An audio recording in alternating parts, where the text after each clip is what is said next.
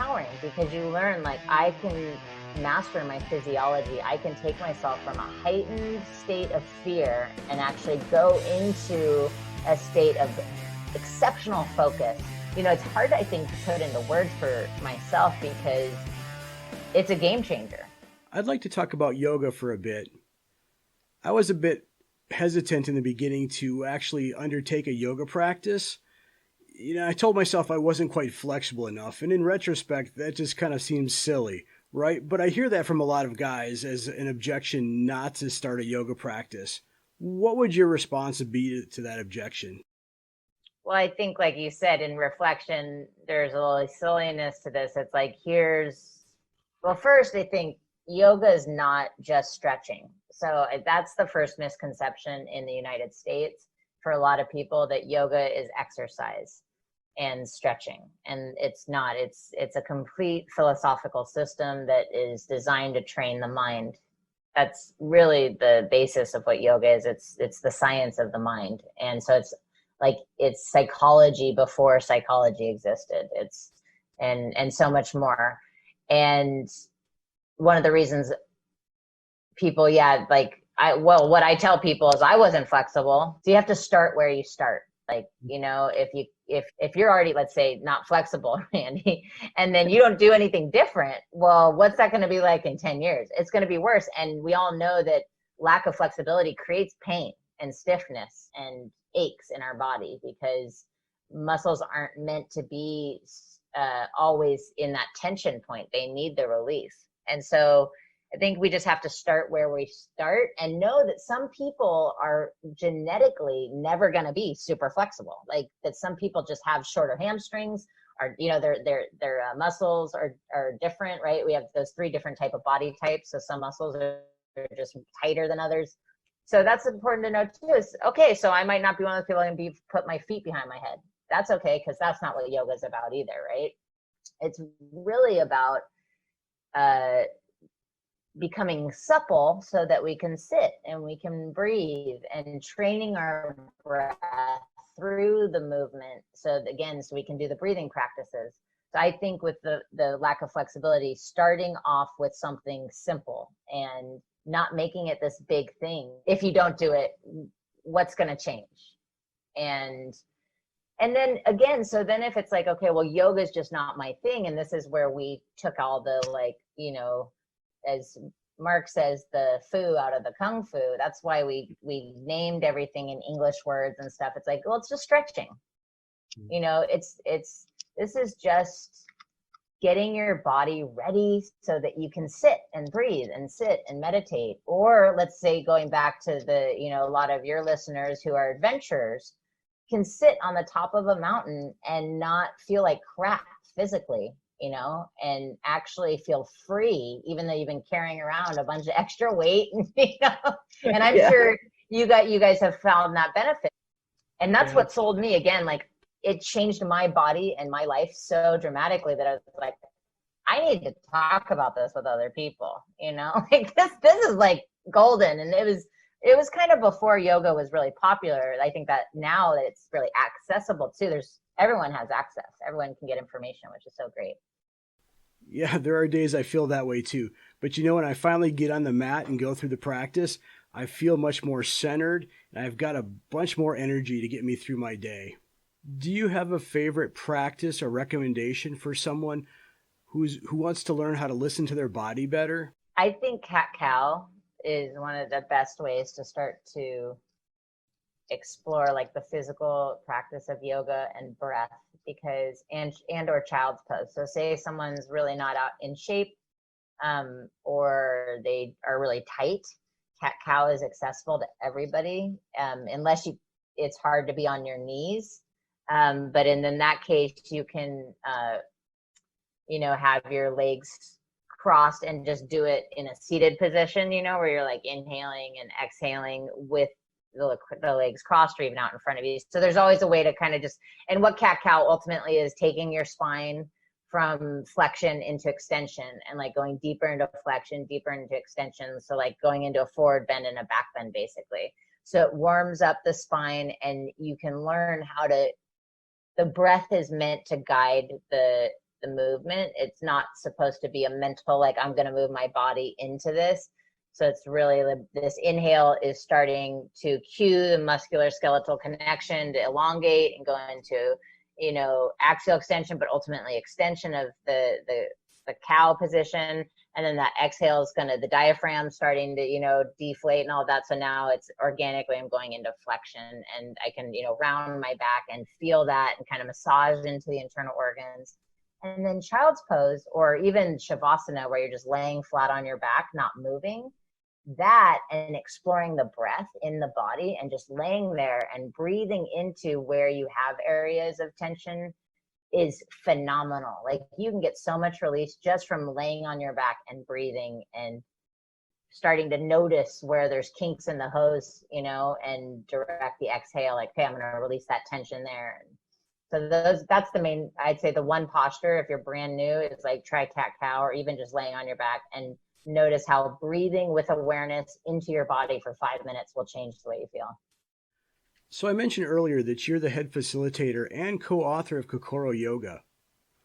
What's your philosophy behind Kokoro Yoga, and what's the difference between Kokoro Yoga and the other yoga options folks have available to them in the marketplace? Yeah, I think, it's rooted in the traditions of Ashtanga, Vinyasa, Hatha yoga, as well as martial arts and some functional fitness. So I think one of the things is that it's the functional fitness and the martial arts is a little more unique. However, there are a few styles of yoga that incorporate martial arts, as well as I'm seeing now some that have like some more of that Western functional fitness in it.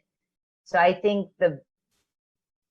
and then our philosophy is heart, mind, merging into action. That's the kind of the embodiment of Kokoro.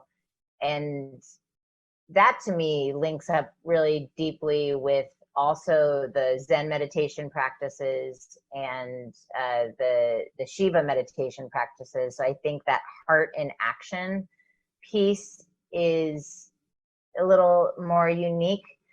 However, at the foundation of the philosophy of yoga, at the end of the day, I think that for most part, the practices have similar threads.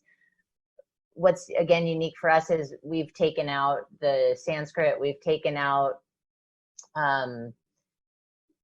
some of the postures that are more advanced, but that can make people feel like, oh, I'm never going to be able to do that. So we just don't really do handstands, headstands, things that you can get hurt really doing, and also that are, in our opinion, a distraction to the meditation practice. So they become goal oriented. So we've kind of eliminated the goal oriented aspect of it out and just tried to make it as applicable to as many people as possible, so that they can have that experience of breath connected to body, and then get into the breathing practices and the meditation practices.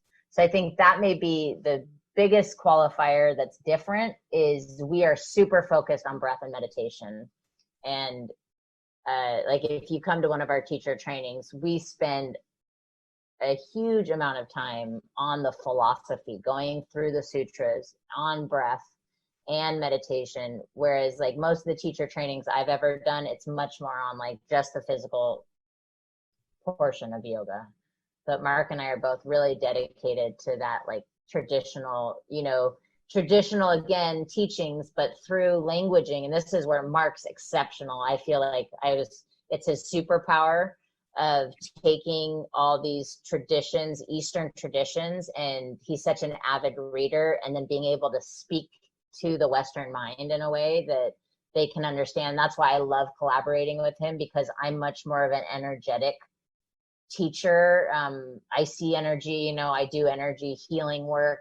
And so for me, it's a transmission of my practices. And so I think the two of us, we have a lot of fun kind of pulling from our own practices, what we've learned from other teachers, and then offering that. So that's how I think Kokoro Yoga differs. Yeah. Oh yeah, actually we were curious if you were still going to be offering the Kokoro teacher trainings.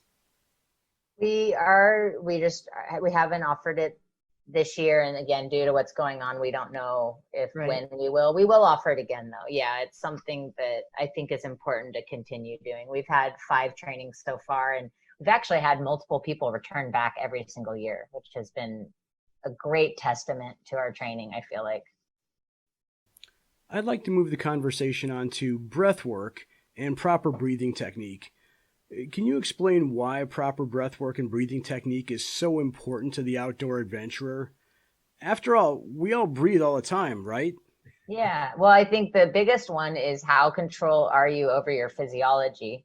And the breath is the component that allows us to take ourselves from a sympathetic to a parasympathetic state, that we have control over that. So yeah, we breathe all the time, Andy, and it's often done without any sort of notice. It's just we expect we're going to breathe because we've been doing it in our whole lives. But for a lot of us, we have learned dysfunctional breathing patterns due to injury, or again, who taught us how to breathe. Like maybe they were short of breath. Most of us don't exhale as long as we inhale, and the exhale is like taking out the trash, the waste of the body. And so training to have that equal part inhale and exhale is super important for mental clarity as well, again, as physiology. And I think for the outdoor adventurer, well, are you breathing through your mouth? Are you breathing through your nose? Because if you're breathing through your mouth, you're getting like 15% of the benefits that you could, versus if you're breathing nostrily. So starting to train yourself how to breathe nostrily before you get into stressful situations so that it's automatic.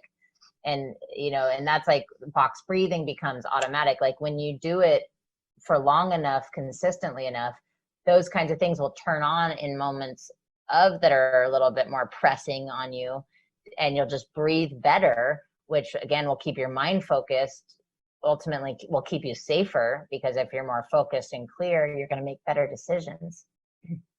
Yeah, and so I think the biggest part of why it's so important to learn about our breaths is first that it's our life force. You know, what's the difference between me and a dead person is the breath is gone. Like that's that, like watching, you know, somebody die, you watch them take their last breath and then they're gone. They're, you know, and so in the yoga tradition, and I personally believe this, is that the breath links the spirit to the body.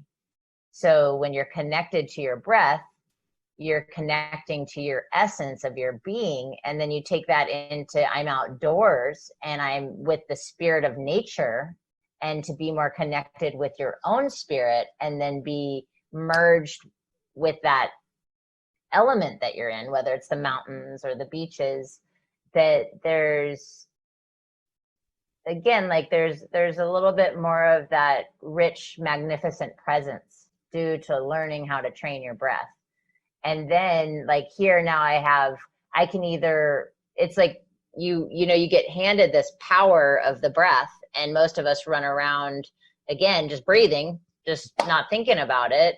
Or we can take that power and empower ourselves and really design our lives differently by having that awareness and control of breath.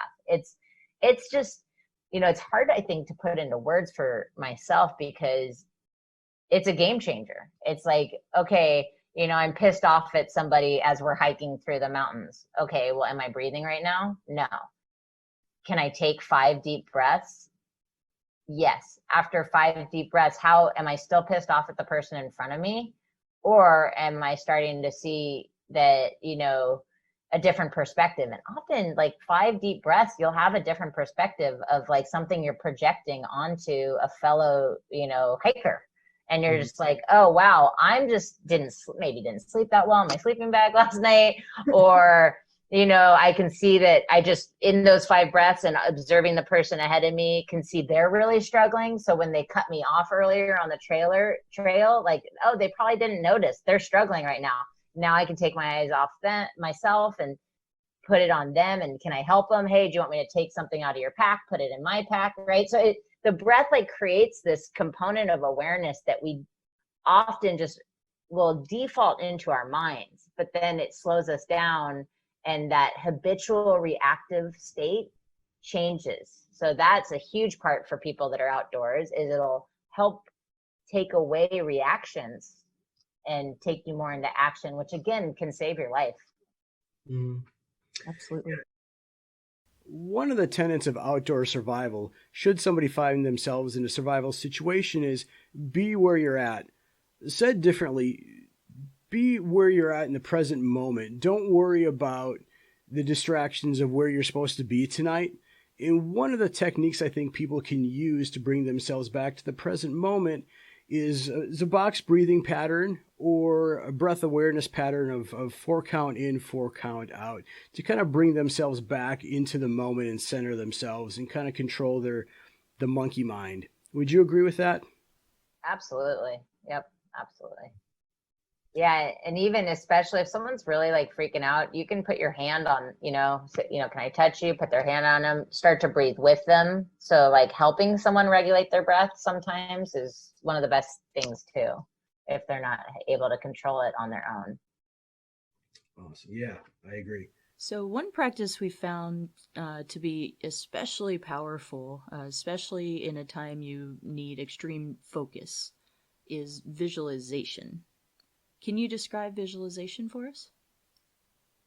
Yeah, well, and I imagine you're using visualization to like see the trip before it happens. Is that correct? So you're actually visualizing the start to finish and the more challenging pieces of the climb, stuff like that. Is that correct? Right. Yeah, so typically we'll visualize the trip as a whole, setting anchors, specific to canyoneering, just the steps it takes to move through the canyon from beginning to end, and just work our way through the whole trip.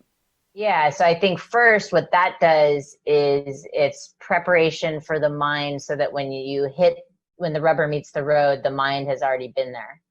And so it's not the first time it's happening. So if anything goes wrong, it's not as surprising to the mind. So I think that's a piece of it. So for me, visualization really can help do all the what ifs. What if this happens? Okay, this is what I would do. So again, like, what if an anchor gets pulled out? What would be the next thing, right? And I'm sure you visualize that. This is what I would do. So then if it did happen, it's second nature. It's not, what do I do? Oh my gosh, Right. Like, there are 2 main visualization techniques that I use. The first is rehearsal and the second is ideal state.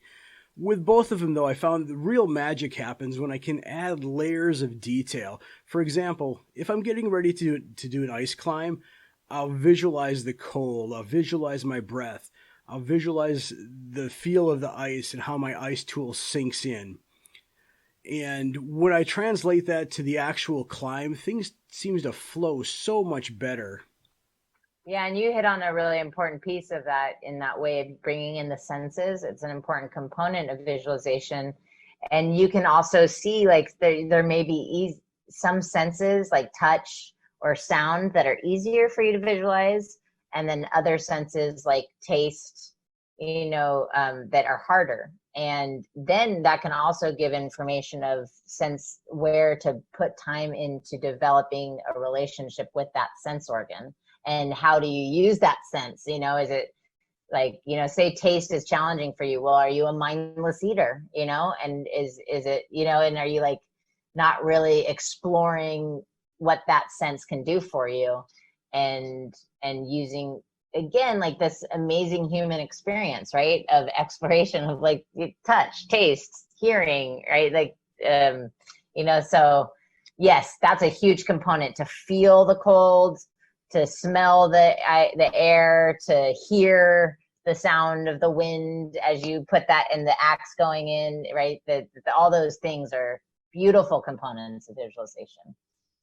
So do you feel visualization is something you can utilize to help heal or recover from an injury, or to overcome a particular obstacle in your life? Yeah, I think with injury, you can visualize the bone, the ligaments, the muscle, whatever's injured, healing itself. And so say it's a broken bone, and so starting to visualize the bone replenishing and growing and healing. and using, let's say, a golden white light that's a healing energy on that bone. And so you can definitely use it for that. And also using visualization. So again, say it's a broken, like I broke my ankle a couple years ago. So visualizing walking again, running again, using that ankle and it being 100% healed, better than before. So really making that mind body connection and not giving into, well, I'm broken and this is now I'm gonna, like that's one thing that drives me nuts about like Western doctors are like, it'll never be the same. It's like, that's not true. That's like one potential out of so many. And then you had said, what was the second part of the question? One was for injury and one was for just overcoming obstacles. So overcoming obstacles, I think sitting with the obstacle itself and asking why it's there. So it's a little different than visualization, but I think that comes into contemplation, and then you could take it into visualization. But what are you here to teach me? Why are you presenting itself? Are you really there, or is it my perception? So you could take yourself through in a visualization different variety of perspectives of that obstacle, and may discover it's not really an obstacle, it's an opportunity. I mean, all obstacles ultimately we know are opportunities, or that what's you're perceiving as an obstacle is actually a complete misperception because of your state of mind, and that will save you from reacting again to something that's not real. So a lot of times, like the yoga teachings, one of the teachings in the sutras as well is we have a fundamental misperception of what's actually happening. Mm-hmm. Just think of that. Like we all on a daily basis have a fundamental misperception of what's happening. So if we have an obstacle, is it an obstacle? It very much could be, but why is it there then? And then visualizing how am I, so say it's a conversation, a crucial conversation, right, with your partner. Mm-hmm. There's an obstacle, like this is happening, I'm frustrated, but I'm so hooked in what they did wrong in my head. So then I can visualize the conversation going the way it always has, which leads to disconnection, separation, takes us a week to come back together, something like that. And then I can play out that scenario. Then I can play out the scenario where what's my part in this? Okay, so can I apologize for my part in it and then hold space and empathy for my partner to express what they're, what's happening for them. And this could be a partnership romantically, it could be business, it could, anything. And then visualize, how does that feel? Well, that feels a little bit better because now both people are involved, and it's also not going to go the way that ultimately leads to disconnection. There's an opportunity for more connection. So there's that's one of the things is that there's an obstacle. Well, what's my need? What's my unmet need that's happening? What do I need to happen? How do I get that met usually? So you can kind of visualize that usual way, and then play out a couple scenarios. And then one will kind of ding, ding, ding, ding, this is the best case scenario. And I think often what visualizing multiple scenarios will give us is it empowers us. I've used that word quite a bit while we've been talking, but it empowers, engages us in knowing we can make different choices and how we approach and address situations with people. So that's one thing I love about visualization with conversations, especially is, is this going to work for me? Thank you, Catherine. We've been talking for quite a while now, and we're coming to the end of our time together.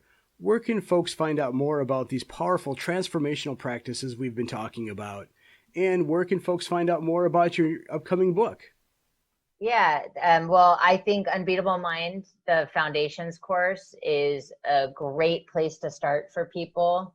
And highly always recommend the book Unbeatable Mind by Mark Divine. I think that is just an excellent read, and it applies to anybody and any age can really get a lot out of that book. Also, we have Kokoro Yoga On Demand, which is a library of 300 videos. So if you're feeling like you're not flexible and you want to stretch after our conversation, then that's a really there's a variety of practices that are really all levels, any one of the practices on there that anyone can do, and just scale accordingly.